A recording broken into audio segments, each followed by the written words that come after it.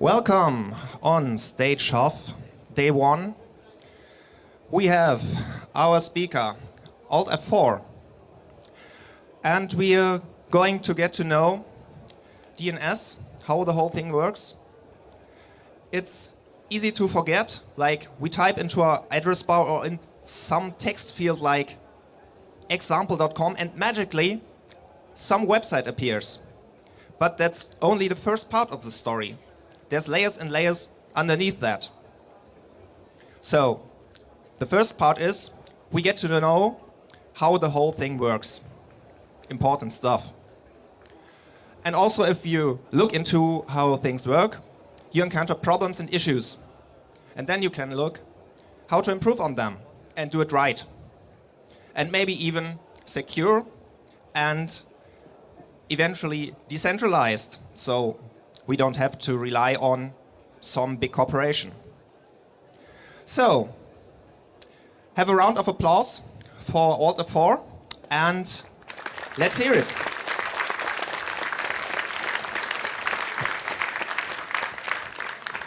Okay, so hello everyone. So I will start with a question. Who here has a domain? Okay. Who has more than one domain?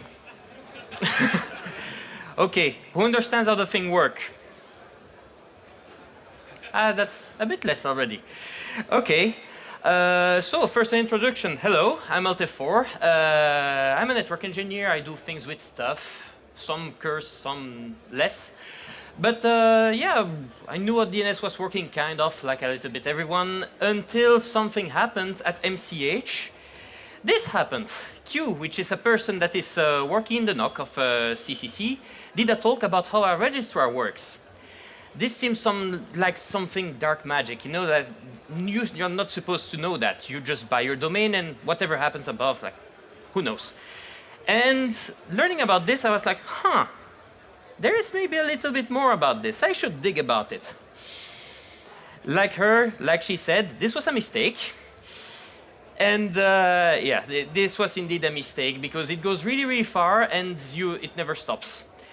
So, how did it start? First off, we started with the host.txt file. You probably all know etc host on your laptop or your computer. You can put a host name and then an IP address, and if you ping the host name, it will reply. That's how it worked in the ARPANET days. So you had 4 computers, there was one person managing the entire system, and you would just ask for the new version, download the new version, and now you're up to date. It ended up with the fact that they had a FTP server where you could basically download the latest version, and between the time that you start the download and you finish the download, it was already outdated. At this point, they started to say, maybe we need to do something better. They started with implementing the DNS system. That was in 1984, so there are some RFCs in 1983, some in 1984. And that was when it was defined. There is a .arpa zone. They took all the host.txt file. They said, this is now considered legacy. This is all in .arpa. After that, they created, Bind got created, Berkeley Internet Naming Daemon. Then they created ICANN. Then the first internationalized domain names. Germany has some with weird letters inside of it. This is supposed to be for people that don't have a language that is purely ASCII, aka not only English-speaking people. So this was a big deal, and then they started adding new sponsored TLDs. The sponsored TLDs like .work, .radio, .aero, all those things got added. What most people know about DNS is the resolver part. Like, oh, get faster DNS, put 1.1.1.1 Cloudflare, woo, so fast. By default, your machine will get a DNS server from your DHCP. You connect to your Wi-Fi, and you get an IP address for the DNS resolver. The DNS resolver is most oftentimes your internet box. So when you make, hey, I want to know the IPv6 address for af4.be, it will first ask to the box. The box will either say, I know it because someone else queried it in the network a few minutes before, so here is the reply. I did not forget about it. If it doesn't know about it, it will forward to the next resolver, which is most oftentimes your ISP, or if you modify it, you can put Cloudflare or Google or Quad9 with 4 nines, which is the same thing but with privacy. So if they don't have it in cache, they will have to go into recursive resolving mode. And this is what most people know about. You have the root zone, then the TLD zone, and then your own zone. It will first go asking, hey, to the root DNS, hey, I need to have the IPv6 for af4.be. And the root server will reply, I have no idea what you're talking about. It will then say, I can help you because I know .be, so maybe they know something about it. Then your resolver will get the reply, hey, these are the NS servers, the name servers for .be. It will then reinitiate another connection to .be asking, hey, do you know about the the IPv6 address for af4.be? .be will say, no, I don't know that, but I know af4.be. There you go. It will then reply the name servers for af4.be, which will then reply, here is the IPv6 address, there you go. So to make that work, because on paper it's funny, but yeah, you have a few more things to see. We start with records. You have the SOA records, which is obligatory, which is basically, hey, I'm authoritative for this domain. You can talk to me, I know about it. Then you have the NS records, which are the name servers, the A records for IPv4, Quad A for IPv6, MX for mail servers, because yeah, that's also managed by DNS. SSHFP, that's a funny one. You know when you log in into SSH and it says, hey, I don't know this device, do you accept this key? Well, the SSHFP allows you to put that fingerprint inside your DNS. So it will still ask you about it, but it will also say, hey, this is the same signature as in the DNS. This is probably legit. This is an interesting record, not often implemented, but can be cool.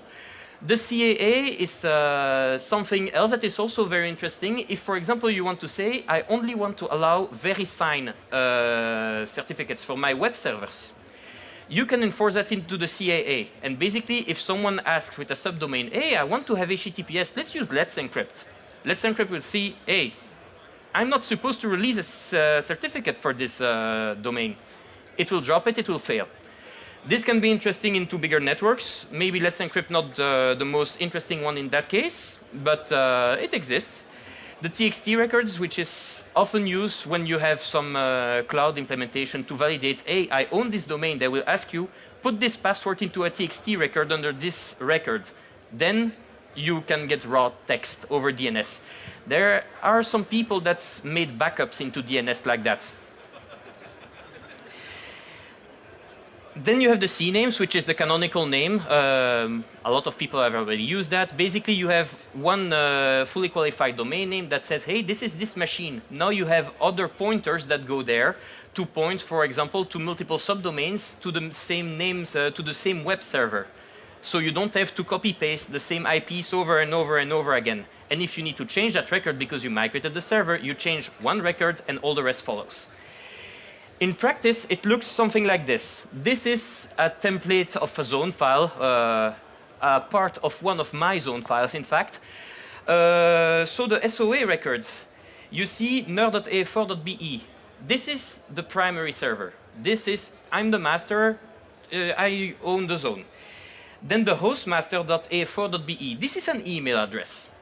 You're supposed to replace the first dot by a @ so it becomes hostmaster@af4.be. Every domain has one. Is it monitored? Maybe. It should be, but that's how it is. Then the serial number. When you change the zone, the serial number needs to be incremented. That indicates to the resolver, hey, this zone has changed. And that also allows you to track which name server has the up-to-date version of the zone.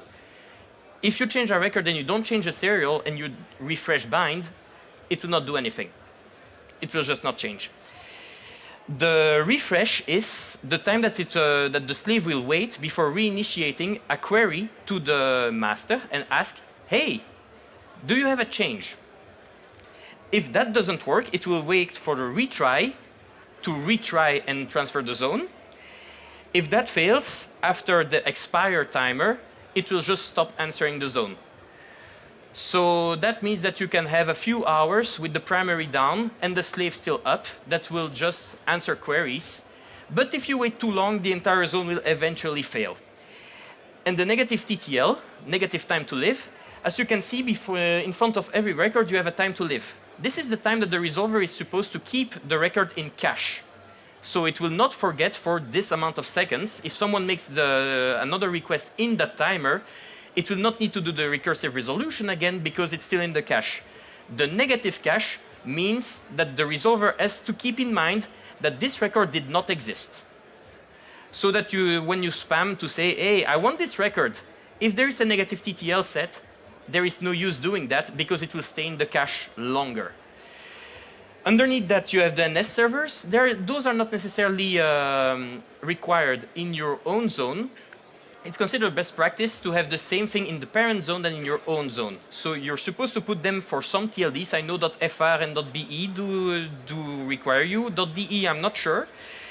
The TXT SPF, so that is for email. If you send an email and you don't have an SPF record, welcome to spam. So this is the only way to get through. You need a SPF record. Then the MX records, you have a priority underneath, 10 and 20. 10 will be the first priority. If that one doesn't answer, it will try the next one. Then you have the CAA, the one that I was explaining. My domain only allows Let's Encrypt, the A and Quad A, and the SSHFPs. I was talking about the master and the slave servers. When you update the master server, it will send a notify to the slave, telling, hey, there is an update. So the slave will initiate a zone transfer, either AXFR or IXFR. AXFR is I transfer everything of the zone. IXFR is I only transfer what has been changed. And then the master will reply with the changes. This can also work without the notify. That was the refresh timer into the SOA. So even if the notify doesn't go through, it will retry later. So at this point, that's what we have. We have the name servers that go recursively back to the top, and .be knows about my server, the root zone knows about .be. There is still something missing, because great, the root server knows that he needs to forward to nsset.be. How does he know who is nsset.be? Because he does not have IPs. That's where the glue records come in. The glue records allow you to put the IPs of what is supposed to be your name server into the parent zone. That way it can already resolve and then go recursively down. If you don't put a glue server, if you don't put a glue record, it will not be able to resolve and you end up stuck. This is often forgotten, especially when you have separate slaves, because the slaves, they reply, the master did not. If you lose the slaves, your zone is down. So you completely lost the redundancy. After that, we have DNSSEC. This is a topic on its own. I could make 2 talks about it. This is, there are a lot of things to say. Basically, DNS was made in 1984 when cybersecurity was not really a concern. So basically, you could spoof the reply of an authoritative name server. If you spam enough, you can say, hey, this is totally the domain, this is totally the record that you asked. And the name server, the recursive resolver, will accept it. It will just send whatever. People say this is not a problem with HTTPS because you have the certificates. It is a problem for the mail servers, though. But we resolved that with centralizing email. Everything is in Outlook these days, so people considered it not to be a problem. But DNSSEC works with making error sets. So a set of records, it will do the MX, DA, and do them separately. It will sign it with a ZSK. A ZSK is the zone signing key. The signed version would become the RRSIG. And then it will sign the key SK, it will sign the ZSK with a key signing key, which will also become an RRSIG. And then you need to make a hash of that key and send it to the parent zone.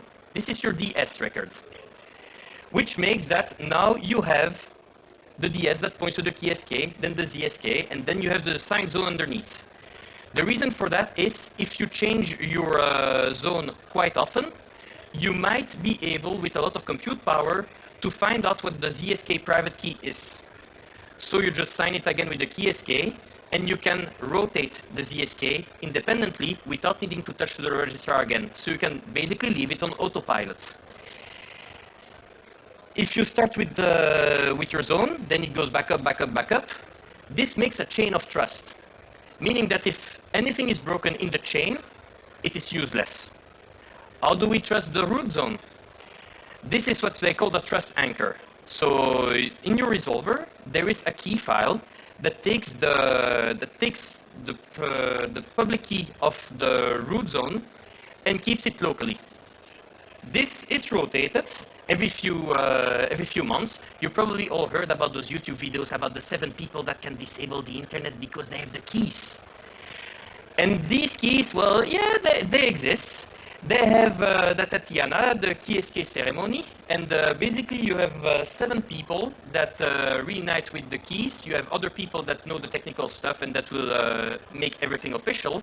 And every few months, they will make a new key. And then they will rotate it, and it will progressively get updated over the next few months, and that's how they rotate it. This is all public information on the IANA website if you want to watch them. I think the last one was a video recording of 8 hours, where they were basically doing the switchover, the rollover of keys. You have multiple algorithms in DNSSEC. There they are. That's a lot. One might assume the more complex the algorithm is, the better, more security. I would theoretically agree, but this is not how it is. You need to have support everywhere. So that means that bugs need to be found and that a lot of people need to use those algorithms. So these days, what is considered as secure algorithms is Algo 8 and Algo 13. Algo 8 is pre-quantum cryptography. It's RSA, and Algo 13 is P256, that's post-quantum. So right now, almost all the TLDs, and even IANA, I think it's next year, they plan to rotate to Algo 13 so that they are future-proof. But yeah, don't just use whatever. Now that DNSSEC is over, let's speak about the root servers, all 13 of them. As you can see, most of them are based in the US. Except NetNode, RIPE-NCC, and White Project, which, well, White Project is in Japan, NetNode is in the Nordics, and RIPE-NCC is everywhere in Europe. 13 might sound like not a lot. They are theoretically more than 13, because this is, for example, the propagation of K root. This is the RIPE-NCC server. As you can see, you have many of them a little bit everywhere around, and they use a technology that is called Anycast. Anycast, you can see that as a highway. If you're on a highway and you need for some reason a Shell fuel station, only a Shell. You have many Shell fuel stations on the highway. It's not only one of them. The only identification you have is a Shell fuel station. Anycast is basically the same thing. You have multiple points on the internet where the routes go left and right, and they will, for example, if you go to Cloudflare 1.1.1.1, it is anycasted. So there are many points in the internet where they have the IP 1.1.1.1. You will escape your ISP and go to 1.1.1.1 as fast as possible in the shortest path possible, because they are everywhere. The downside is 1.1.1.1 cannot ping 1.1.1.1, which is another one than him, because it doesn't have more information. After that, you can also do, if you think that having a closed root DNS is not enough, you can have it locally. If you run the dig command in your terminal, you're able to print the entire content of the K-root server on your console right now. This allows you to basically have your local resolver have a copy and skip an entire step of the DNS resolution process, because you don't need to query the K-root. It's already there. It has a copy. This is the interesting thing you can do about the root DNS. More than that, there's not really much to say. So we're going to switch over to TLDs. You have 2 types of TLDs, the country code TLDs and the generic TLDs. The generic TLDs themselves are the sponsored TLDs and the unsponsored TLDs. The unsponsored TLDs, for example, you have .com or .net. Those were not sponsored, they were there since the beginning. And then you have the sponsored ones. You have .airbus, for example. You have .aero, .radio, .work. Those were all sponsored by a company that said, I really want this TLD. So if you pay enough money and you wait long enough, you might get your own TLD in the ICANN root zone. I think it was something like 370,000 euro. So definitely not for everyone. So how do you choose your TLD when you choose your own domain? You can take a name and then spread it over various different TLDs. This is a terrible idea, basically, because, by the way, that's a cool domain, bro, it's still available if you want it. Because if you end up doing something like tiramisu, That's cool and all. But if you want to put your own CV on tiramisu, and you are sending that link to someone in HR, and that HR company turns out to be in a country that doesn't really like the country in which your TLD is pointing to, this might get blacklisted. Then you also have the search engine optimization. For example, if you look an internet line on Google, Google will tell you, hey, here are the available providers in your region. If you put any TLD because it's fun, you will get search engine optimized completely differently than you were expecting, because, okay, .so, yes, that's not in Belgium. It will just point somewhere else. Also, you might have other political problems. Some people might remember .yu from Yugoslavia. Or in the most recent times, you have .io. .io, which everyone was like, oh, IO, input, output, so cool. We are going to put all our domains in .io. Yeah, except that this one is it's not a general TLD. It's not a generic TLD. It's a country code TLD. And the country code TLD means that when this country code TLD is from a British colony and Britain loses that colony, .io is going to be decommissioned. At least that's the last news that we have. So now the people that only relied on .io, well, they will lose their domain. But then there are other considerations that you might have. Is having a local TLD might work very well locally. It might not work well everywhere. Here is a latency map between .net and .im. IM is Isle of Man, and I know a lot of people that have .im because also it's cool, you know, it's trendy, you take .im.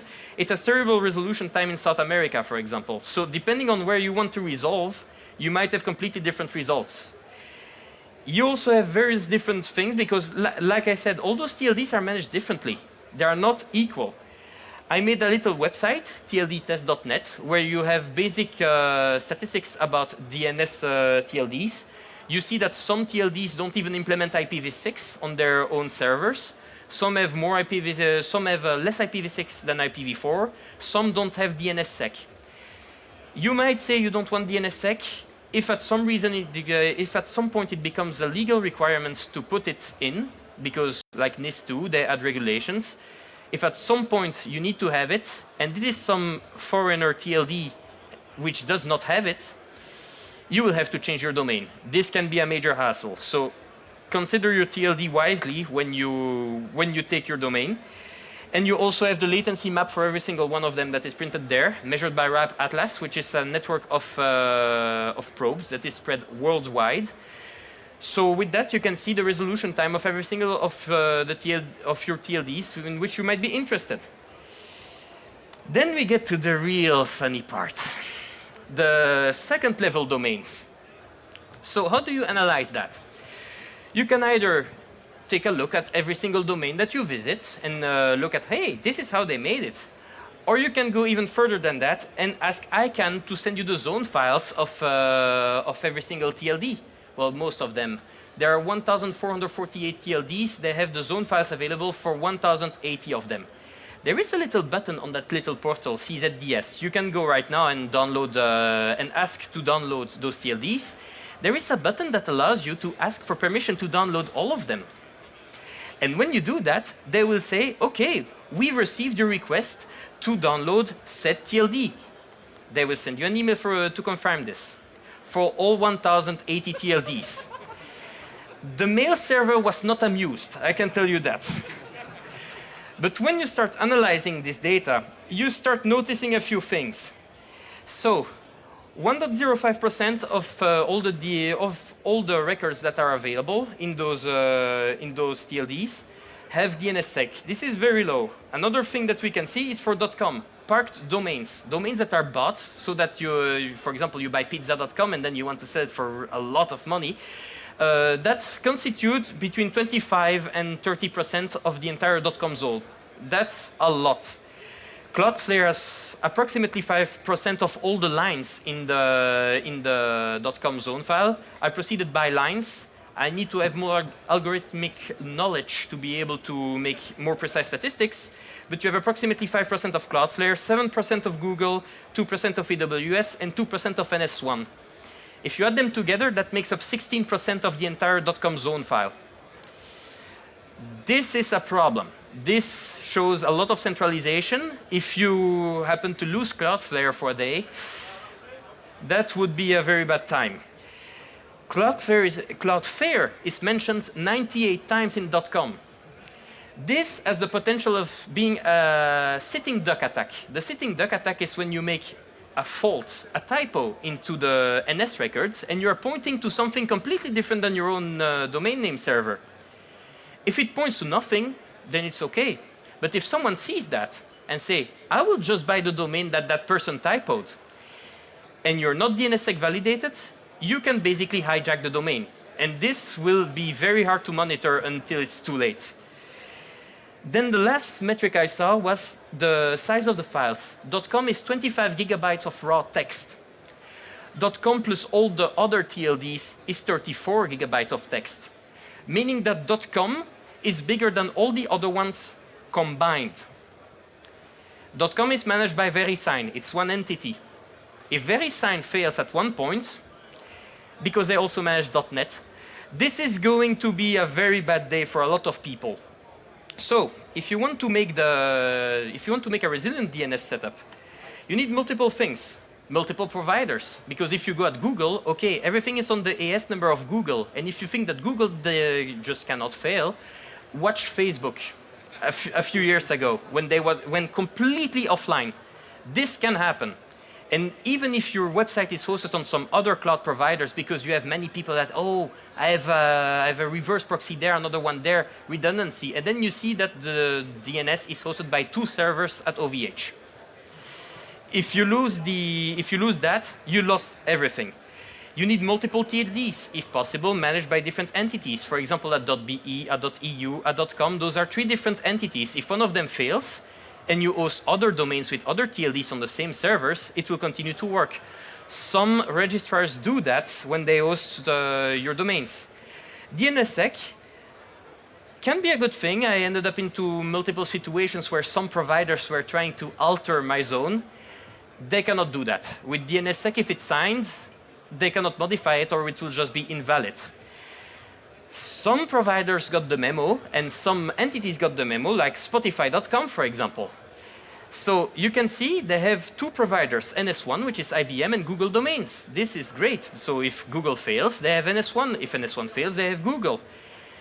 So you remember what I said about the SOA of the different name servers that should be the same one to have the same zone everywhere? This is the result that you have with Spotify.com. Both servers, the ones at NS1 and the one at Google, are claiming to be the master. This is dirty, to say the least. But they're not the only ones. You can have GitHub.com, for example, that does that. You end up in this situation by having developers managing your zone. They don't know about DNS, but they know about APIs. So they will query an API, have a little internal portal, you create a record, and you push it to the API. You have 2 completely independent name servers. If they want to ever implement DNSSEC on that thing, they are going to have a lot of fun. So to implement it yourself, a lot of people are scared to implement them themselves because DDoS and stuff. You can have what is called a hidden master setup, where you have your own primary that is hidden somewhere on the internet. It's not publicly available, and then have your secondary name server that will make an XFR copy of your primary, and then go to Anycast cloud provider for DDoS and for better distribution. Hurricane Electric, if you have an IPv6 Hurricane Electric certification, which is free by the way, will host it freely for you. You also have a lot of friendly fellow hackers that can host them for you. By doing stuff like that, you will have a more redundant zone than many of the big providers, because you will be reliant on multiple ISPs. If one of them gets nuked, the other one will stay up. The configuration for that is not really that hard. Basically, for the DNSSEC, you have these few lines to add. For example.com, in master, you have to have a zone file. You allow the query from any or none, depending on what you want to do. You allow the transfer only by your slave. You send a notification to your slave. You activate inline signing because, again, DNSSEC is complicated. So you can do it with inline signing. It will be easier to manage. You don't really have to think about DNSSEC management with inline signing. DNSSEC policy, you refer to the policy that you created just before, and you need to specify the key directory. For the slave, it's much easier. You just make an XFR. So you tell them, you allow the notify from the master. The master is this, allow query from anyone, and you don't send it to anyone else. There you have a slave. It's really easy to spawn. Some practical tools you can have for monitoring that, because that's how it fails. The problem with DNS is that it's surprisingly resilient. You need to do a lot for it to fail.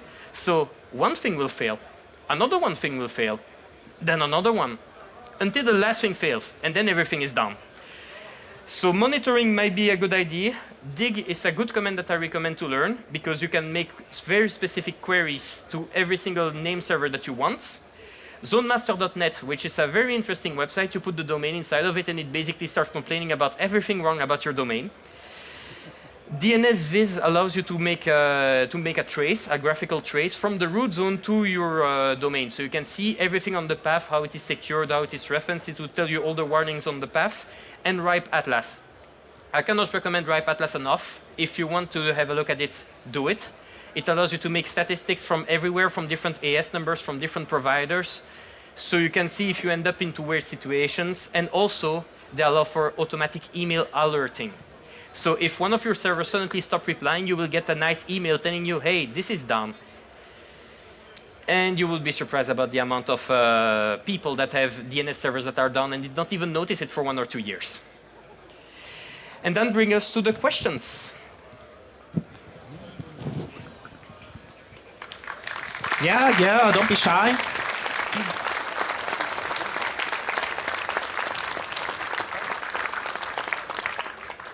So I have to say that was a very comprehensive and also very fun talk.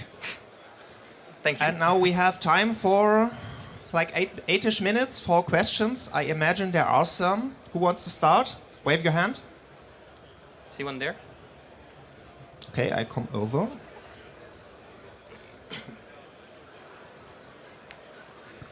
Hi.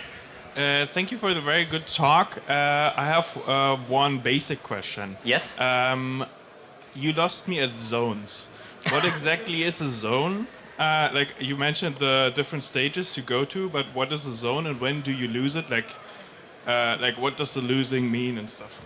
Losing your zone can mean many things. So a zone is basically, for example, AF4.be is one of my zones. So the zone is basically anything there and underneath. So you can either host everything and all your subdomains into the same zone, or you can delegate a child zone. That's what we did at Hackerspace Brussels, for example. We have the machines that we connect to the Wi-Fi automatically get their own DNS record in in.hsbxl.be. This is a separate server, so you can add other NS records saying in your zone, in.hsbxl.be points to those servers, and that's another zone. Another question, maybe from the internet. We have, as always, our Signal Angel monitoring the live feedback. Someone there had one. Then I'll come over there. There are currently no questions from the internet, so I guess you made it very clear. Or very confused. Thank you very much for your talk. I just wanted to ask you whether you'd heard of or had experience further with DNS updates. There's a project that I've just completed with Freifunk here for community networks and for edge service providers, where we provide DNSSEC with dynamic DNS issued by keys lodged into the DNS system, a system called SIG0. The project's called SIG0 Name Control and allows for decentralized access to DNS updates down beyond zones. In your situation, where you have a lot of updates and and those updates might be managed by other systems that may or may not be able to sign easily, the approach of inline signing is perfect because it is basically able to take the zone, sign it, and then serve it on the fly.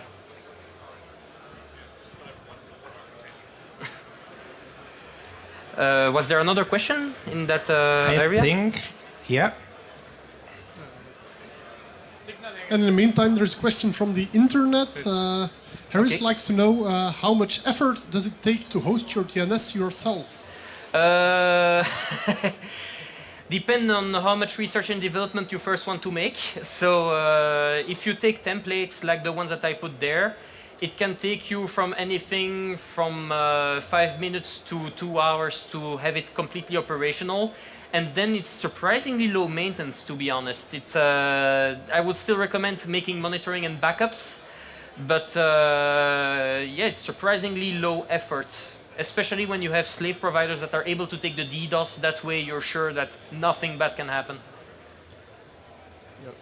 Hi, so Yes? I have a question about SEO. So you mentioned that these kind of unique country codes have poorer SEO performance in some cases. I'm wondering about these mainstream ones like .com, .org, .net. What about them from an SEO perspective? They are treated differently. So this is why you have weird points with, for example, .io. .io is a CC-TLD, which is treated by Google like a generic TLD. So they say, oh, this is generic. So if you search and the domain is in IO, it will serve it everywhere in the world because it considers it generic.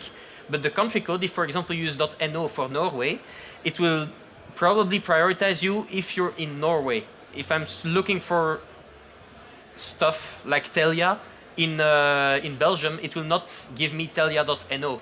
It will tell me the .com. So I think we have time for 2 or maybe 3 more there. questions. The signal angel signaled to me. So let's take that question from the internet for the moment. Yes, the internet wonders how you make backups using TXT records. Don't your MTUs run out, or can it be split in multiple UDP packages? Don't do that. So yeah, TXT has a size limit. So what I know is someone that made a DD image of his hard disk, and then encoded it in base 64 and put it with the maximum character size inside the TXT records. This will work, it's very nasty, and a lot of slave providers will tell you, if you pass 10,000 records, we will just drop your zone, because they see you coming with that one. So, is bind still the software to use, or are there better alternatives? I use bind, I like bind. There are some problems with bind, but another very popular one is DNS, maintained by nick.cz, I think, or cz.nick. I never know in what way they are writing it. This is also a very popular one. Most of the things are still powered by binds. If you go on some commercial stuff, I forgot the name of that one. There is a solution that does DHCP and DNS that you can integrate one keys in hand box. It's also based on bind. So you can assume that it's still the standard. If it works on bind, it will probably work somewhere else. So that's a personal choice. There is Power DNS also that has a lot of traction, but I don't know much about it. So, time for one last question. Any takers? Yeah. Yep.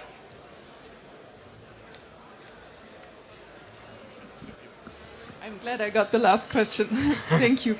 I'm interested in Splinternet. I'm trying to do research on the Russian sovereign internet, even though I'm not from a technical background. And there's a lot of speculation about if Russia cuts off its DNS, so National Domain Name System, for some 3 domains, which is not astonishing in itself, but if they would cut off the connection to the K root, the RIPE NCC, and would it be technically possible to acknowledge other root servers? Absolutely.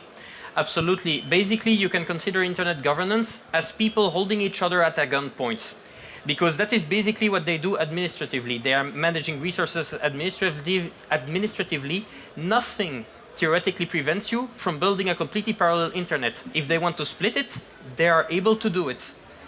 This is why when there was question in the beginning of the war with Ukraine to cut Russia of the internet, and people asked RIPE NCC, take their IPs back. RIPE NCC said, no, we need to remain neutral, because the second they do that, you have a splitted internet, and it will never be reconciled again.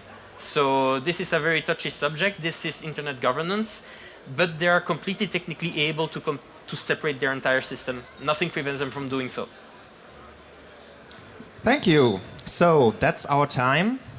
And again, I think there's a really, really big round of applause deserved here.